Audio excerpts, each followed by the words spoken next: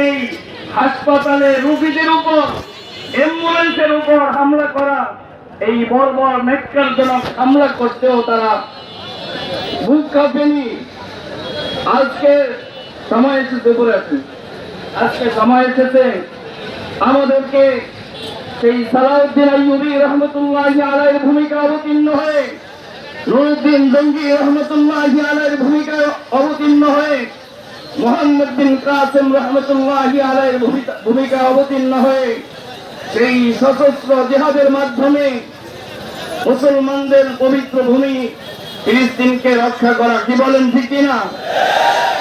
এজন্য আমরা বলবো, আমাদের দেশে দল মত নির্বিশেষে সমস্ত রাজনৈতিক দল এবং উলামায়ে কেরামের সমন্বয়ে জাতীয় পর্যায়ে একটি প্ল্যাটফর্ম তৈরি করে সেখান থেকে সশস্ত্র মুজাহিদ সংগ্রহ করে ফিলিস্তিনের ভূখণ্ডে নিয়ে মুসলমানদের পক্ষে আজ জিহাদ করা, ফিলিস্তিনি মুসলমানদের সপক্ষে জিহাদ করা, ফিলিস্তিনে যাওয়া আমাদের জন্য পর্যায়হীন হয়ে গেছে। কি বলেন ঠিক না? দুনিয়ার এমন কোন মুফতি সাহেব আজকে বলবে না যে সারা দুনিয়ার মুসলমানদের উপর জিহাদ ফরজ হয় নাই। সারা দুনিয়ার সমস্ত ফতোয়া বোর্ড একমত, আজকে পুরা দুনিয়ার মুসলমানদের উপর জিহাদ ফরজ হয়ে গেছে। সুতরাং এটা হলো আমাদের শারীরিক জিহাদ, আরেকটা হলো অর্থনৈতিক। আমরা আমাদের ঘরে ব্যবহারিক যত পণ্য আছে, ইসরায়েল সমস্ত পণ্যগুলো আমরা বয়কট করব। কি বলেন ঠিক কিনা? এবং সাথে সাথে সম্মানিত বাজার ব্যবসায়ীদের প্রতি উদাত্ত আহ্বান থাকবে, আজ থেকে আমরা আমাদের ইমানি চেতনায় উদ্বুদ্ধ হয়ে আমাদের দোকানগুলো থেকে, ব্যবসা প্রতিষ্ঠানগুলো থেকে ইসরায়েলি সমস্ত পণ্যগুলো কোম্পানিকে ফেরত দেব। কি বলেন? যদি আমরা আমাদের অস্তিত্ব টিকে রাখতে চাই, তাহলে অর্থনৈতিক ভাবেও ইসরায়েলের যাতে ধস নেমে, এটা আমাদেরকে এখন এই মুহূর্তে এটাও আমাদের উপর ফরজ জিম্মাদারি, দায়িত্ব।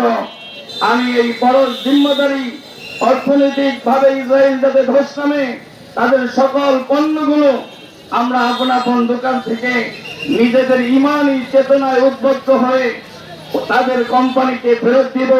ভবিষ্যতে তাদের কোনো পণ্য কিনবো না, প্রয়োজনে আমরা কষ্ট করব ফিলিস্তিনি মুসলমানদের জন্য। রাজি আছি সবাই? আজকের দল মত নির্বিশেষে সকলের এই সুন্দর এবং যেভাবে একত্রিত হয়ে এক প্ল্যাটফর্মে একত্রিত হয়ে আমরা আজকে ফিলিস্তিনের মুসলমানদের সপক্ষে ভূমিকা রেখেছি, ভবিষ্যতেও দেশ, জাতি এবং আন্তর্জাতিক সকল প্রেক্ষাপটগুলোতে আমরা এভাবে একত্রিত সম্মিলিত ভাবে দল মত রাজনৈতিক ভেদাভেদ ভুলে গিয়ে যেন আমরা ভূমিকা রাখতে পারি। রাজি আছি সবাই? আল্লাহ তাআলা আমাদের সকলকে কবুল করুন। মুসলিম আল্লাহ ওয়াফাতুল করুন।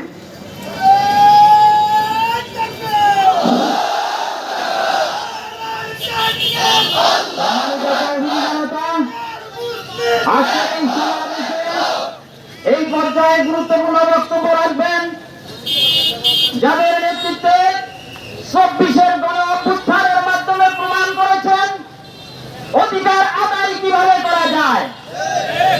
সেই সমন্বয়কের পক্ষ থেকে মহানদীর কৃতি সন্তান, বৈষম্য বিরোধী ছাত্র আন্দোলনের অন্যতম সদস্য জনাব রাসেল মাহমুদকে এই পর্যায়ে বক্তব্য রাখার জন্য আহ্বান করছি। বিসমিল্লাহির রহমানির রহিম। আজকের এই দিন আমরা বিশ্ব মুসলিম একত্রিত হয়ে ভারাক্রান্ত মনে বলতে হয়, আজকের এই দিন সেই দিন যেই দিনে বিশ্ব মুসলিম লাঞ্ছিত হচ্ছে। আজকের এই দিনে গোটা বিশ্ব মুসলিমের ঐক্যের কারণে আজকে আমার ফিলিস্তিনের ভাই বোনেরা নির্যাতিত হচ্ছে, দিনের পর দিন জীবন দিনে দিতে হচ্ছে। আজকে সেই জাতিসংঘ মানবতার কথা শুনে, সেই জাতিসংঘ বিশ্ব মুসলিমকে মানবতার দোহাই দেখায়, সেই জাতিসংঘ আজকে ফিলিস্তিনের পাশে দাঁড়ায় না। আজকে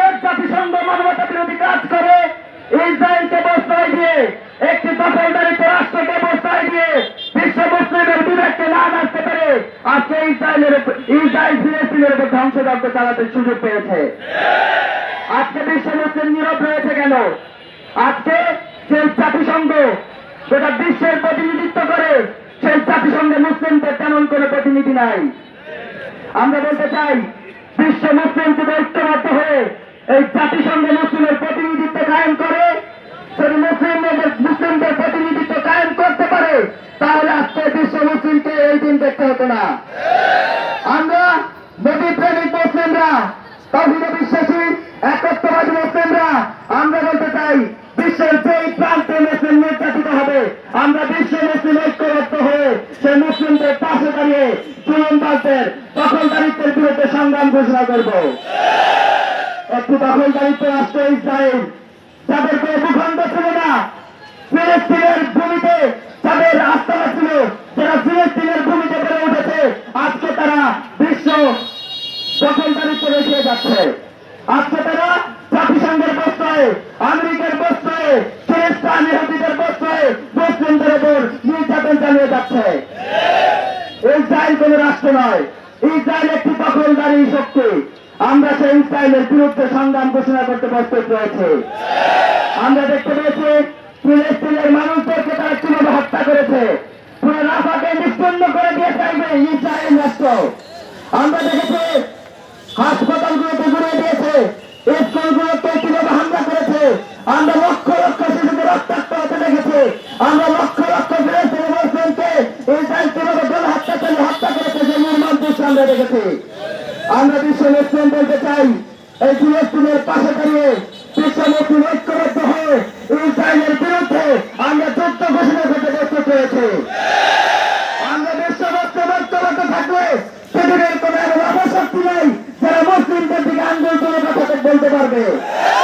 আমাদের উপরে বুলেট চালান তো দূরে থাক, আঙ্গুল তুলে কথা বলার দুঃসাহস করে খ্রিস্টান দেখাতে পারবে না।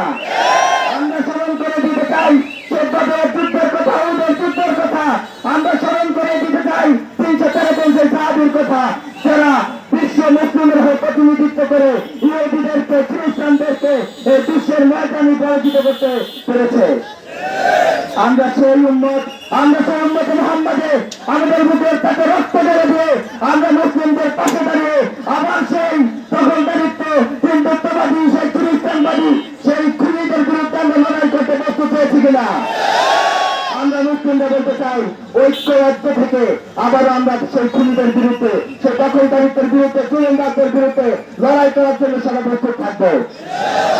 আজকের গ্রহণোদ্দিন থেকে বলতে চাই, এই যে জেলা ভেড়া থেকে বলতে চাই, বিশ্বের যে কোনো প্রান্তে যদি কোনো মুসলমান নির্যাতিত হয়, যদি কোনো মুসলিমের উপর অত্যাচার চলে, আমরা সর্বপ্রথমে জেলা ভেড়া থেকে দুর্বার প্রতিরোধ করে তুলতে চাই।